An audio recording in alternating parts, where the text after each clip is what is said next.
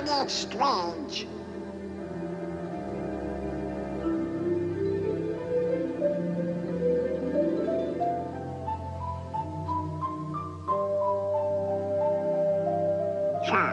That's an odd-looking creature.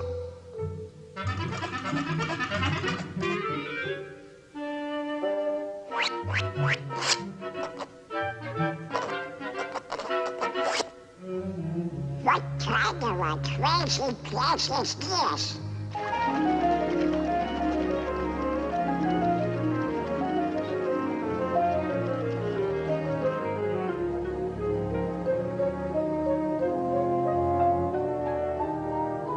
What are you? Squirrels? Pi is equal to 3.141592653589747, etc., etc., etc. Huh? Hello? Hello?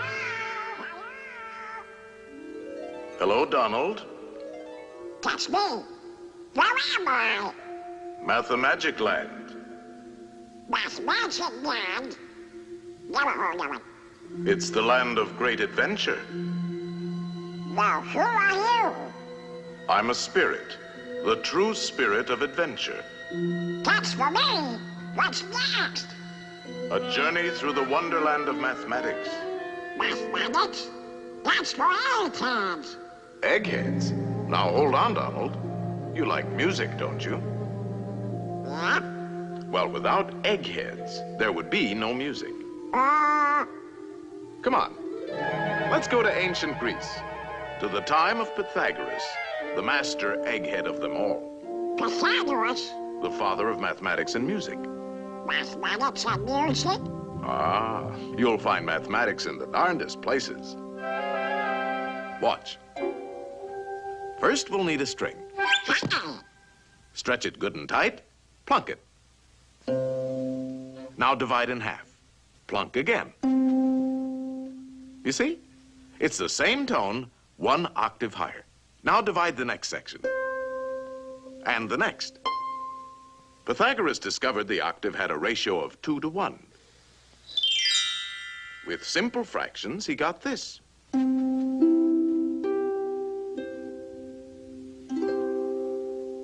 And from this harmony in numbers developed the musical scale of today.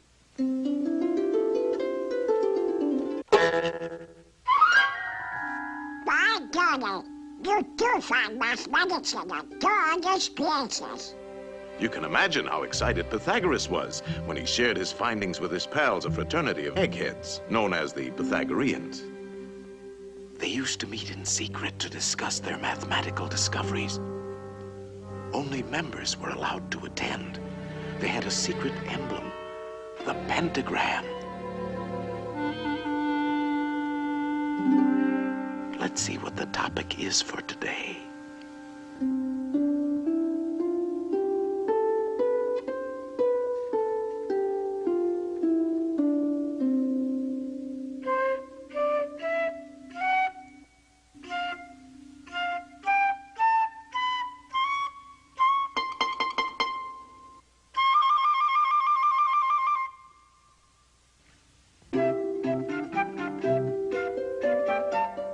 What's going on?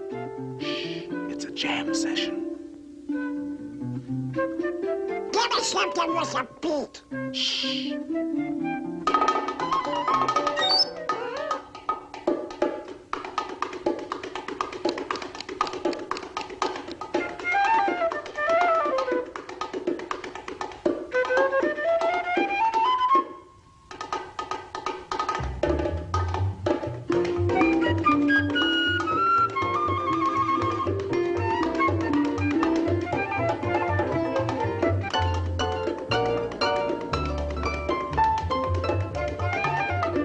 So from these eggheads, the Pythagoreans, with their mathematical formula, came the basis of our music of today.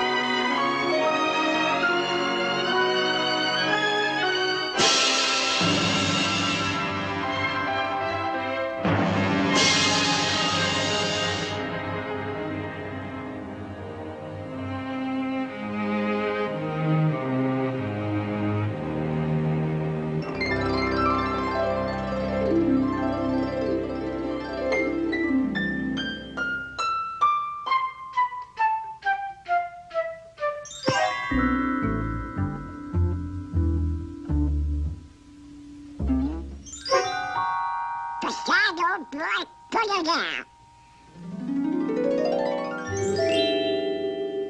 Well, I'll be a frustrated fan. It was our old friend Pythagoras who discovered that the pentagram was full of mathemagic. The two shorter lines combined exactly equal the third. And this line shows the magic proportions of the famous golden section. The second and third lines exactly equal the fourth.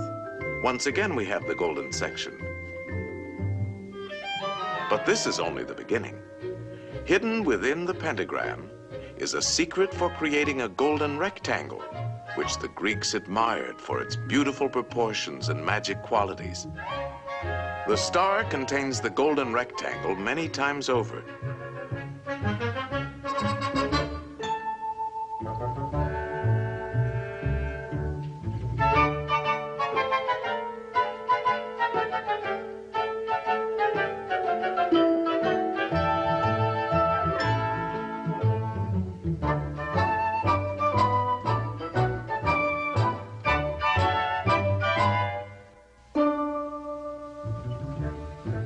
It's a most remarkable shape. It can mathematically reproduce itself indefinitely.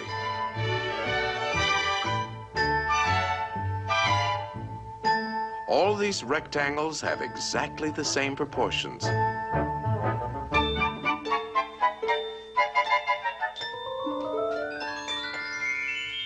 This figure also contains a magic spiral that repeats the proportions of the golden section into infinity. To the Greeks, the golden rectangle represented a mathematical law of beauty. We find it in their classical architecture. The Parthenon, perhaps one of the most famous of early Greek buildings, contains many golden rectangles.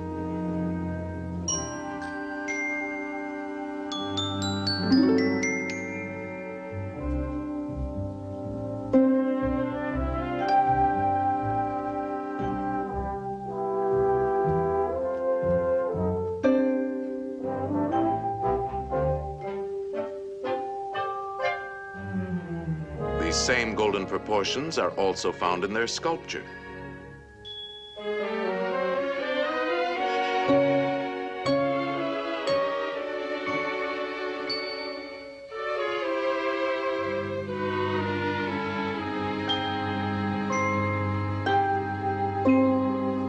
In the centuries that followed, the golden rectangle dominated the idea of beauty in architecture throughout the Western world. The Cathedral of Notre Dame is an outstanding example. The Renaissance painters knew this secret well.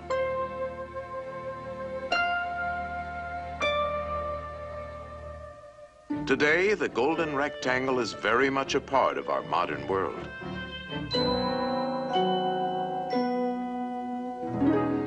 Modern painters have rediscovered the magic of these proportions. Indeed, this ideal proportion is to be found in life itself. Boy, oh boy, oh boy. This is mathematics. I got mathematical figures like that. Donald. Get me to it. No. Ideal proportion. Not quite. No, I'm afraid not. Well, we can't all be mathematically perfect. Oh, yeah? Yeah, I knew I could do it. Now that you're all pent up in a pentagon, let's see how nature uses this same mathematical form, the petunia, the star jasmine,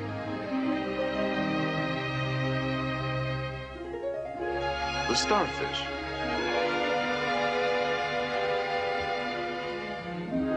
the wax flower,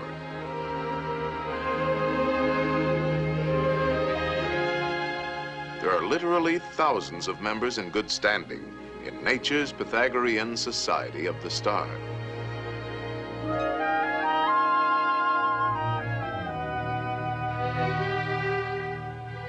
All nature's works have a mathematical logic, and her patterns are limitless.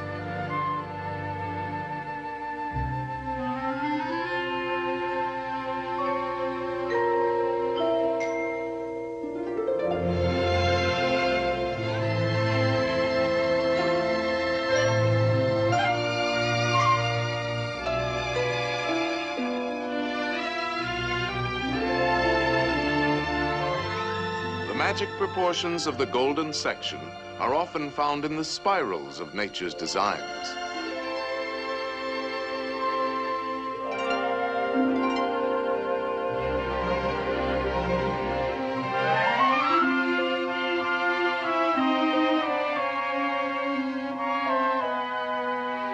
The profusion of mathematical forms brings to mind the words of Pythagoras. Everything is arranged according to number and mathematical shape.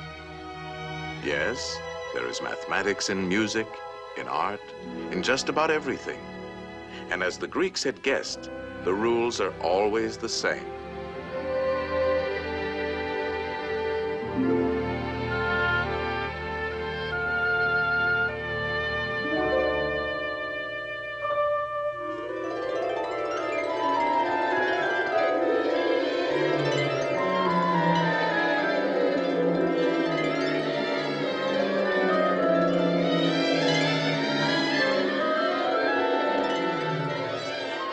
Well, Donald, did you enjoy your geometrical journey? Gee, Mr. Spirit, there's a lot more to mathematics than 2 times 2. That's right, Donald. And you can find mathematics in games, too. Games? Oh, boy. Let's begin with a game that's played on squares. Checkers? No, chess. Chess? A mathematical contest between two minds. It's a game that has been enjoyed for centuries by kings and commoners. In fact, Lewis Carroll, a famous mathematician with a literary mind, used chess as a setting for his classic tale, Through the Looking Glass. Alice found herself face to face with a none too friendly group of chess pieces. Good heavens, what's this? Upon my soul, it appears to be a lost pawn. I'm no pawn. I'm Donald Duck. He says he's Donald Duck. Preposterous. Or it could be an Alice. Alice? No, no, no. It's a lost pawn. Lost pawn? Stop that pawn! Ow, Mr. Spirit! Ow, ow, ow!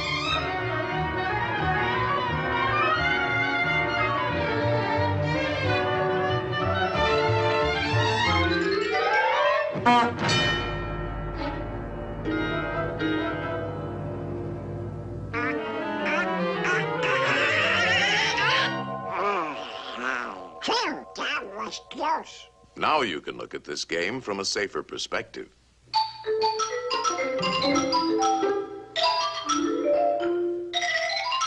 Chess is a game of calculated strategy, and since the board is geometrical, the moves are mathematical.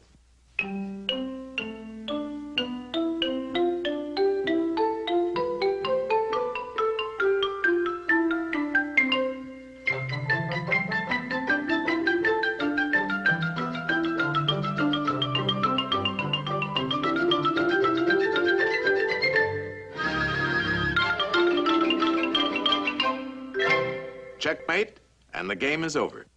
That's very interesting. What's next? Practically all games are played on geometrical areas. The baseball field is a diamond. Oh, boy.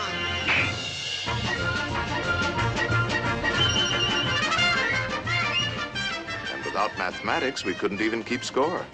Football is played on a rectangle divided by yard lines. Basketball is a game of circles, spheres, and rectangles.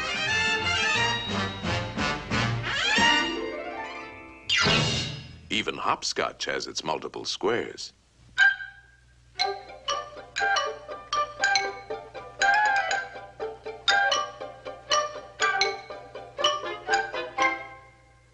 What's next? Tennis? No, a mathematical game played on a field of 2 perfect squares, using 3 perfect spheres, and a lot of diamonds. In other words, billiards. Oh, boy. That's for me. You know the game, don't you, Donald? Of course. The cue ball has to hit the other 2 balls. Like this.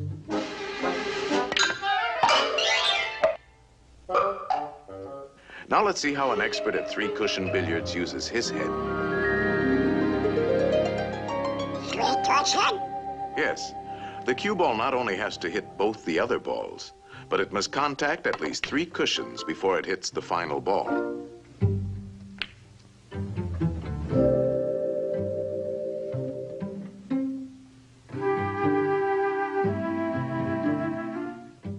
One, two, three.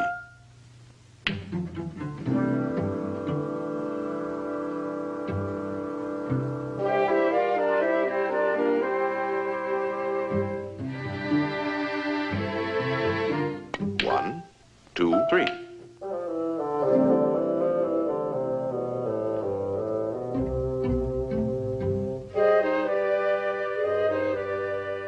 It takes an expert to make several shots in succession. 1, 2, 3, 4, 5, 6. Wow! That was a lucky shot. Luck? No, it's skill. For this game, you have to know all the angles.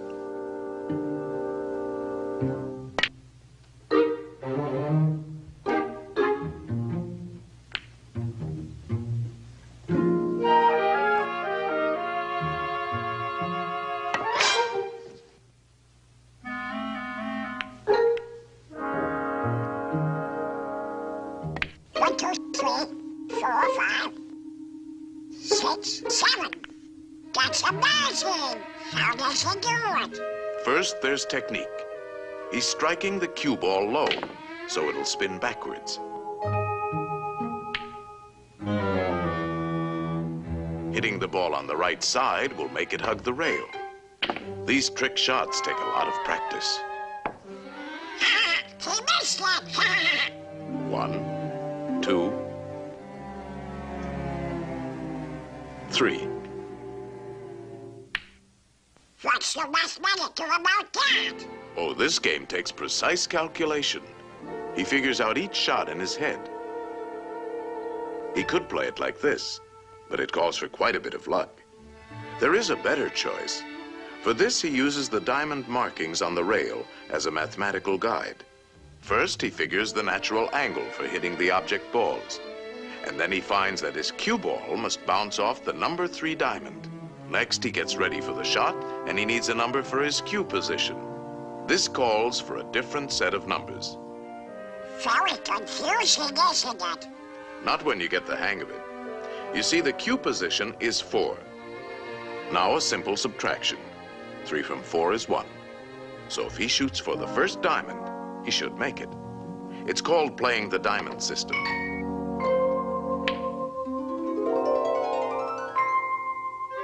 Natural angle, 2. Cue position, 1.5, 2, 2.5, 3, 3.5. 2 from 3.5 is 1.5. So, shoot halfway between the first and second diamonds. There's nothing to it. Let me try. Let's see now. If I hit it here, it'll bounce there, and, no, here. If I hit it here, 4.5 minus 3, 3.5 plus 4 added to 2, divided into 2, I guess I should shoot about here. No, Donald. There's no guesswork to mathematics. It's quite simple. Natural angle for the hit, 2. Cue position, 3.5. How much is 3.5 minus 2? 1.5.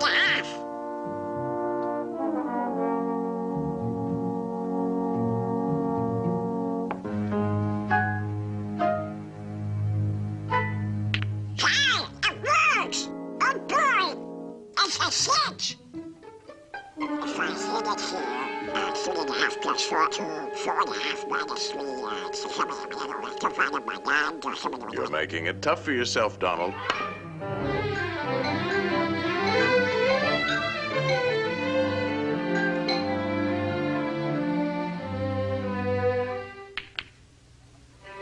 How do you like that for mathematics, Mr. Spirit? Wonderful, Donald. And now you're ready for the most exciting game of all. Oh boy! And the playing field for this game is in the mind. Uh-oh. Look at the condition of your mind. Antiquated ideas, bungling, false concepts, superstitions, confusion.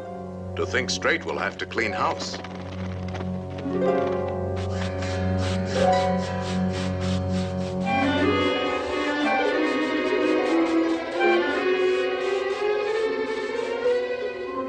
There, that's more like it. A nice clean sweep. This game is played with circles and triangles. Think of a perfect circle.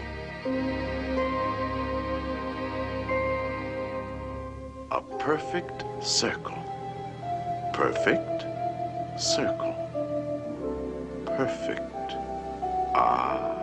Put a triangle inside and turn it. Now spin the circle. And what have you got? A ball. Yes, a sphere. The shape of things is first discovered in the mind. Slice off the top, and we have a magnifying glass. That's right. A lens is a section of a sphere. All optical instruments are created through mathematics. You see, there's a lot more to mathematics than just numbers and equations. Let's get back to our circle and triangle. Roll it, and we have a wheel.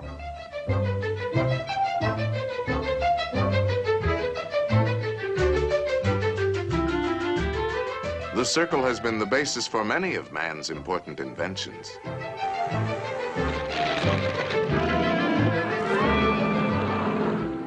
The mind can create the most amazing things. If we spin the triangle, we have a Cone. slice the cone. The cone is full of useful mathematical shapes. Slice it again. Slice it several times. The orbits of all planets and satellites can be found in the cone. No matter how you slice it, it's always mathematics. A slice like this gives us the reflector of a searchlight. A slice like this, the mirror of a giant telescope. A line on a cone, and we have a drill. And a spring.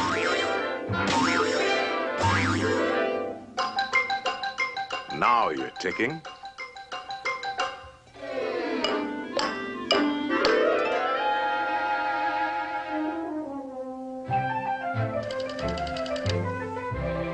Number, please.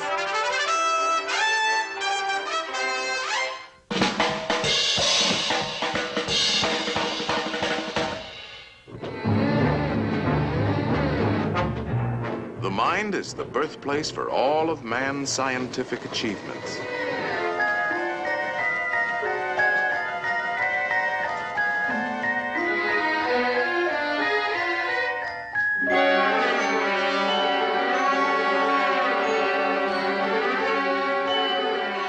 The mind knows no limits when used properly. Think of a pentagram, Donald. Now put another inside, a third, and a fourth. No pencil is sharp enough to draw as fine as you can think, and no paper large enough to hold your imagination. In fact, it is only in the mind that we can conceive infinity. Mathematical thinking has opened the doors to the exciting adventures of science. I'll be doggone. I've never seen so many doors before. Each discovery leads to many others, an endless chain. What's the matter with these doors? Hey! These doors won't open. They're locked. Of course they are locked. These are the doors of the future, and the key is... Mathematics. Right. Mathematics. The boundless treasures of science are locked behind those doors. In time, they will be opened by the curious and inquiring minds of future generations. In the words of Galileo, mathematics is the alphabet with which God has written the universe.